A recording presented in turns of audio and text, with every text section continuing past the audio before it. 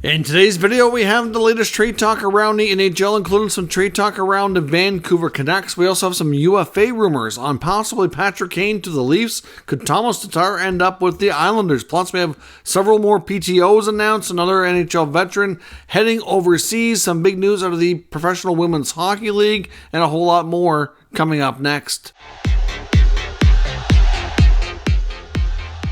So welcome back to another video here at Top Shelf Hockey. As I mentioned, we have a variety of things to talk about here today. Let's kick things off with the big news we got from the PWHL, the new Professional Women's Hockey League, which will have their first season kicking off here in January. We get the first bit of signings and free agency announced this afternoon. So in case you missed it before, essentially free agency for the Women's League opened on September the 1st. There will be a draft on September the 18th. So how it's working is the original 6 teams all have the options of signing 3 players, but they can obviously have a chance to get some of the top talent locked up. And then everybody else will go into the draft for a 15-round draft on the 18th, so they can use that to kind of round out their rosters and sign any other players afterwards that didn't get picked to either a contract or tryout offer or what have you. And we got the first bit of signings here today. Now, some of these are confirmed 100%, and some of these are just rumored and speculated, but pretty reliable sources say that they're pretty much going to happen. But the Ottawa team was the first one to confirm their signings. The team in Ottawa, which we don't have team names yet either, that's coming soon. But the Ottawa franchise has signed 3 members of Team Canada's Olympic team and international team. They've got Brianne Jenner, multiple-time Olympic champion. They've also got Emily Clark, who's a multiple-time Olympic champion, and goalie Emmerich Maschmeyer, who was the backup goalie on Team Canada as well. So some pretty solid talent heading to Ottawa. Of course, Ottawa will be the newer location, I guess, in women's hockey. If you look at the other attempts at a professional women's league, Ottawa has not had a team before. So good start for them.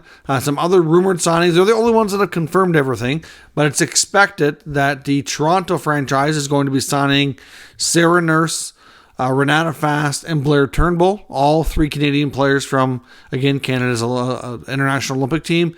The Montreal franchise expected to sign Marie-Philippe Poulin, of course, Captain Canada, Laura Stacey, and Anne-Marie Desbiens, of course, a starting goaltender for Canada. The Boston franchise is expected to sign U.S. Captain Hillary Knight and Megan Keller. And the Minnesota franchise right now is expected to sign Kendall Coyne-Schofield. There's obviously some other teams that have some spots. The New York team as well, also actually rumored to be signing, I think it's Alex Carpenter and Abby Rock, both American players. So it seems like for right now, at least, a lot of the top Canadian talent staying in Canada, a lot of the top U.S. talent staying in the U.S. So we'll see, but there should be a few more of these rumored signings confirmed over the next day or two, and a few other ones that we don't know yet. So that will get wrapped up here this week, and then we'll have to wait for the next bit of news from that league regarding the draft on the 18th. Hopefully we'll get some team names maybe sometime in between as well. I'm not sure when that is going to be taking place. We also did get a bunch of PTOs in the NHL announced today. The Columbus Blue Jackets have invited Stéphane Matteau. He'll go to camp on a PTO. The LA Kings are bringing in goaltender JF Berube. And the Boston Bruins are bringing back a familiar face on a PTO, Danton Heinen. Of course, he played in Boston before, played in Pittsburgh, hasn't really quite established himself as a consistent player that he had hoped to by now. But some of Danton Heinen's best hockey has been played under Boston Bruins head coach Jim Montgomery. Of course, he was the former head coach at the University of Denver before he got into coaching in the NHL. And of course, that's where Danton Heinen played before he got to the NHL as well. So the 2 familiar faces there. Heinen had some excellent results under Montgomery before, and hopefully he can help him bring out some of that talent. It's possible. It wouldn't shock me if Heinen does get a 1-year cheap contract in Boston. We'll have to wait and see. The Anaheim Ducks also today announced a signing. This is a rookie getting his entry-level contract, though. They've signed 2022 second-round pick Tristan Luneau played in the Quebec Major Junior Hockey League for the Gatineau Olympics. A very high-scoring right-shot defenseman, put up over 85 points last year. Gets his 3-year entry-level contract. Another young, exciting prospect to enter the Ducks organization. And a longtime NHL goalie, Anton Khudobin, is heading back to play in Russia, except he's not going to the KHL. He's actually going to the VHL, which is like a league that's a step below the KHL, which is a little bit surprising. Khudobin's kind of fallen a bit here, but at the same time, he's getting older. He's played a long time. Mostly had some AHL appearances last year, and now he goes back to Russia in the VHL. So some not what we expected. I thought maybe he could get a KHL job, but apparently that wasn't quite in the cards. Now, some UFA rumors. Here's some interesting ones. One is around Tomas Tatar. There's some speculation, some people starting to wonder if he may in fact be heading to join the New York Islanders. Now, many teams right now are up against the cap, and I guess part of the reasoning around Tatar is the fact that we're into September now, almost a week into it, and he still has no contract. If you look at all the remaining players that don't have a deal, like minus the RFAs, of course, that's a different scenario, but looking at the UFAs that are unsigned right now and still hoping to get either a contract or at least a PTO, there's not many players with more experience and actually still playing well like Tatar. It's just mind-boggling how he is not signed. Now, of course, we know that Lou Lamoriello and the Islanders, Lou is like the king of secrets. Last offseason, he had a whole bunch of deals done, most of which were internal deals, and basically kept him in the top drawer of his desk all summer and filed him with the league in like September sometime. It was kind of bizarre.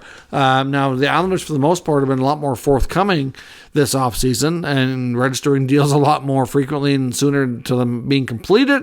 I think there was some talk, speculation that the league wasn't real fond of Lou's tactics and how he was going about that, but the rumor and speculation around was that he didn't want everybody else to know all of his business because he was working on a big trade, and he felt that if the teams he was negotiating with knew more about their cap situation, it might put him in a position of weakness and what have you. I mean, there was no secret, some of the players that he was signing, but they wouldn't have known the full details of the deal, the exact AAV or what have you that it was agreed to, right? So trying to keep everything secret, that's just how Lou operates. Everybody knows that around the league by now. And with Tatar being unsigned, as much as a head scratcher as it is, and we all know that the Islanders could benefit from a player like this, is Lou trying to make a trade again like last year and holding off announcing this signing? I mean, it wouldn't shock me, to be completely honest.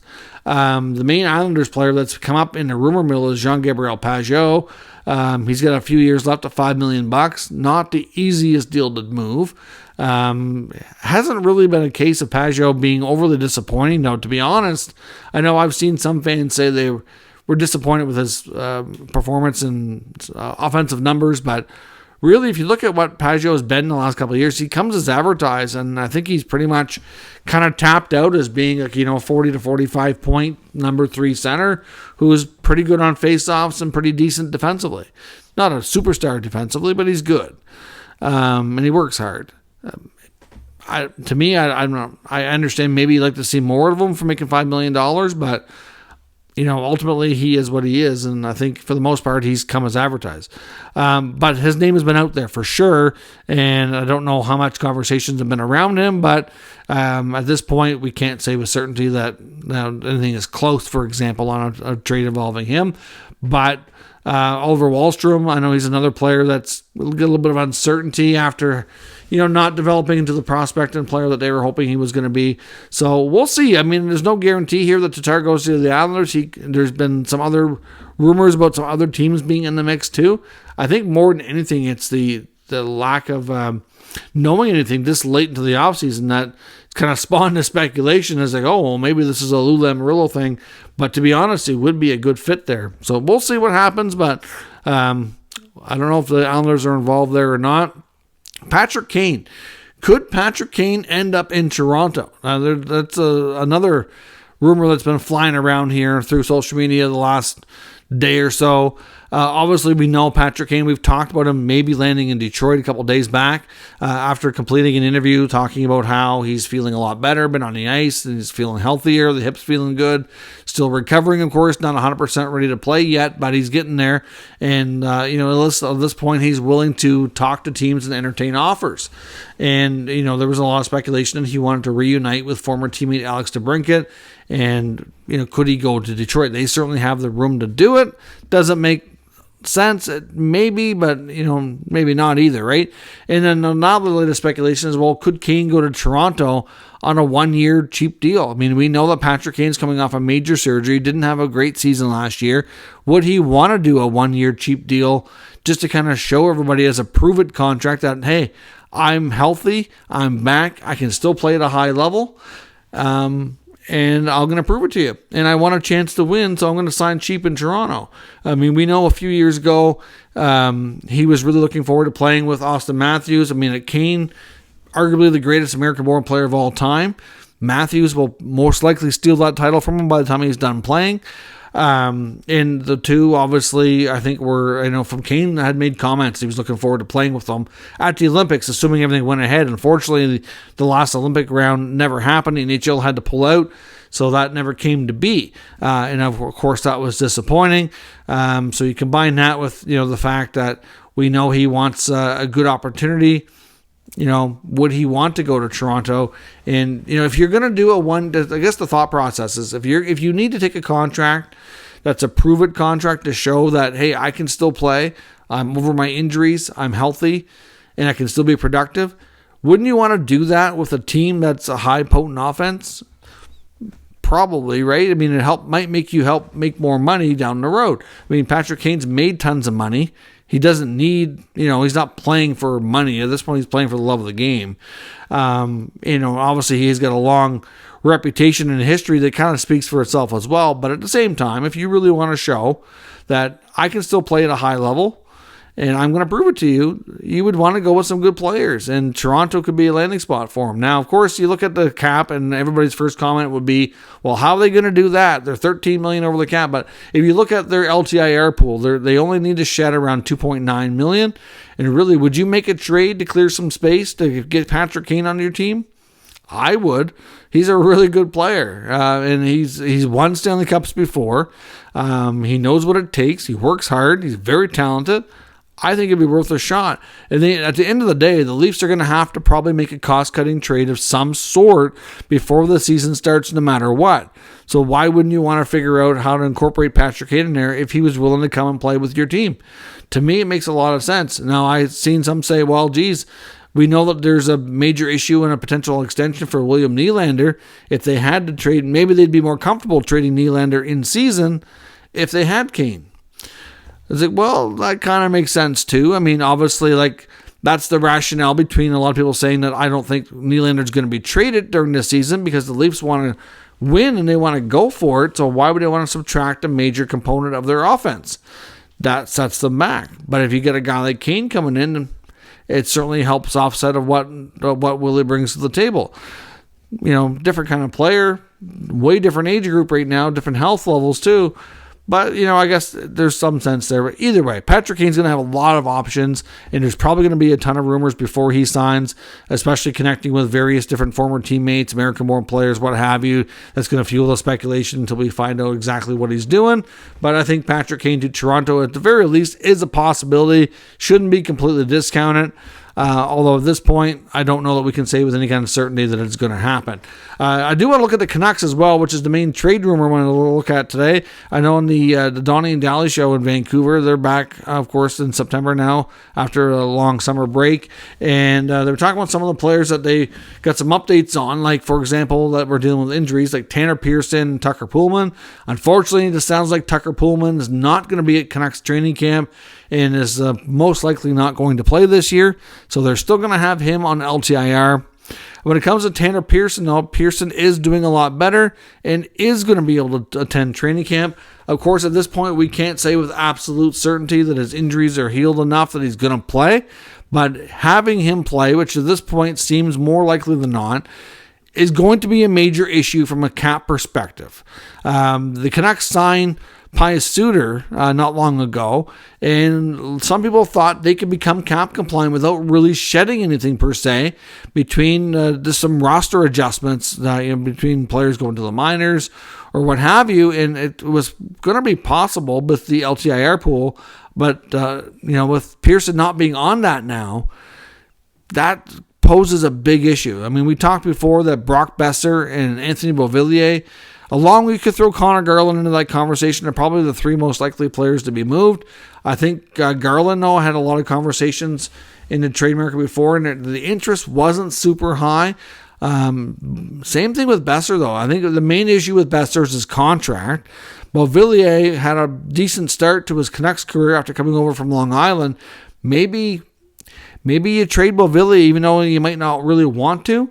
Maybe you trade him because he's got better value and what he can bring back. I don't know, but the Canucks are going to likely have to move somebody, and Besser, Beauvillier are the two names that keep popping up in the rumor mill. But like I said, I wouldn't discount Connor Garland either. Fortunate that having a player like Pearson, who's been out for an extended period of time dealing with multiple hand surgeries and wondering if his career was over, if he can come back, that's great for him.